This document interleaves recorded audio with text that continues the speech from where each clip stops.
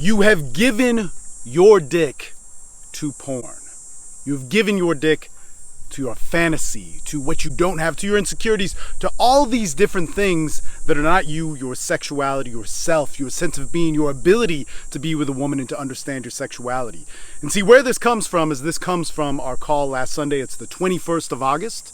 On the 20th, we have a Sunday call, or every Sunday we have a call, and on the 20th we had one. It goes on for about 15 to 20 hours every week, and it gets this rotation of these masterminds, these amazing men who've been with my groups for over 10 years. If you're interested in that, check the free stuff link down below. But I want to talk about this, and I want it to be a part of the Daily Awesome podcast because it is a message to men. And see, if you know my stance on it, porn is not the problem. Porn is not something that is the issue. It's this thing that we demonize and have stigmatized, much like drugs. Drugs play a part in addiction, but the whole play of addiction is this huge thing. The whole play of our lack of sexuality, of our frustration, of our anger towards ourselves, our women, our problems with connecting with women or sex, because we always hear about it, the erectile dysfunction, the neural pathways, the objectification. Where does this come from?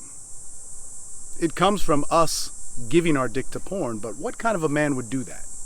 What kind of a man would give his sexuality away to a fantasy? And myself, I've watched a lot of porn, as you guys may know. I talk a lot about addiction, my own sexual addictions, drug addictions, and so on. But that being said, I watched porn through the whole thing.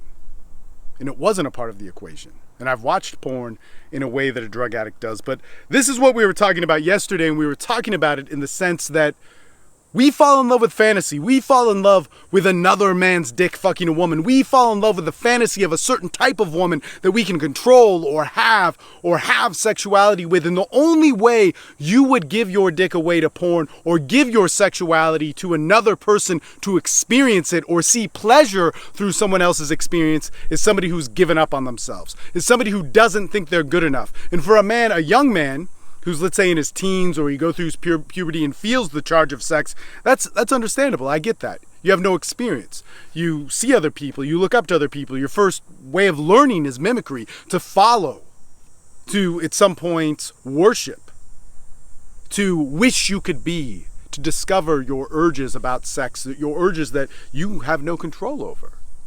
They're going to be there. You have control of their expression, but you have no control of having them.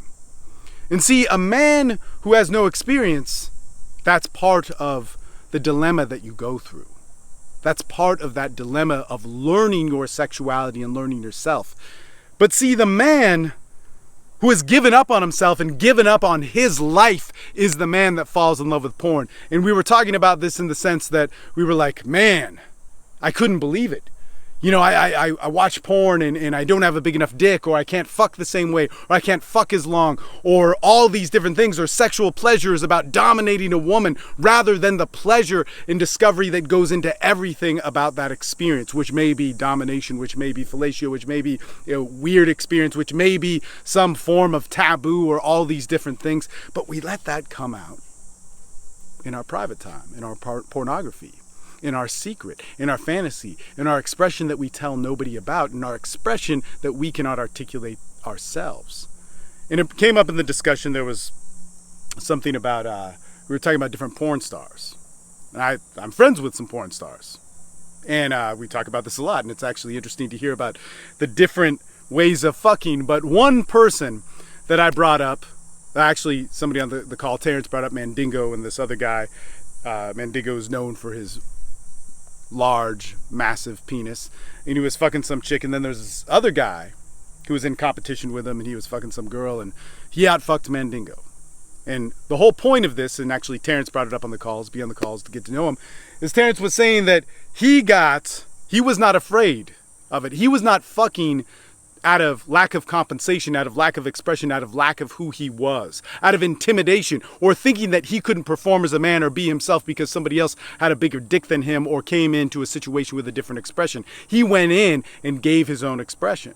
And in that certain situation or whatever, he was able to outfuck Mandingo or whatever it is. And porn is performance. You know, who knows what the truth is. But in that situation and in that talk, I brought up two people that are some pretty amazing porn stars.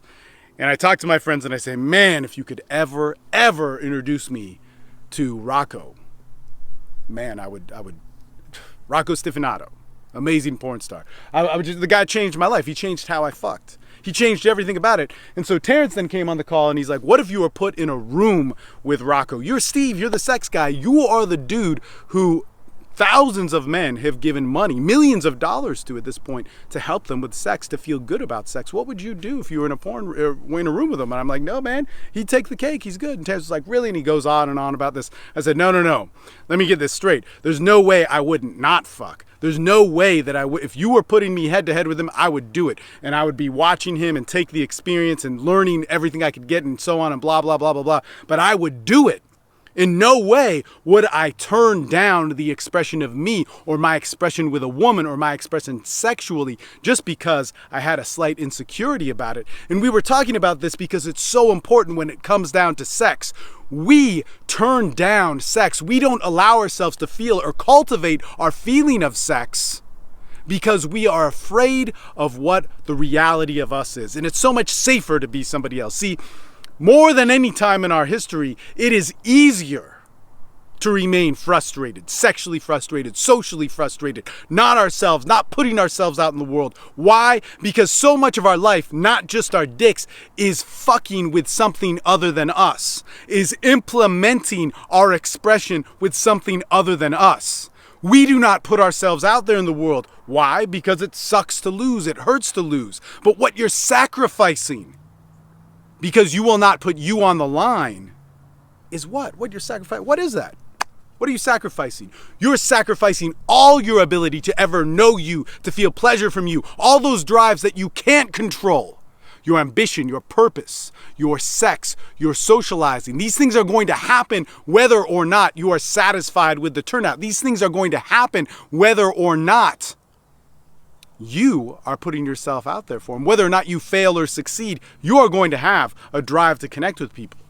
You're going to have a drive to put yourself out there. You're going to have a drive to be somebody, to feel who you are, your identity in the world. And you're going to have a drive for sex.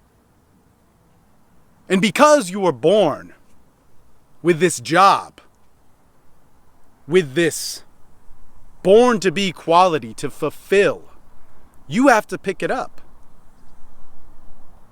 Look, it's not about porn. It's not about just sex. It's not about all these particulars that you make it.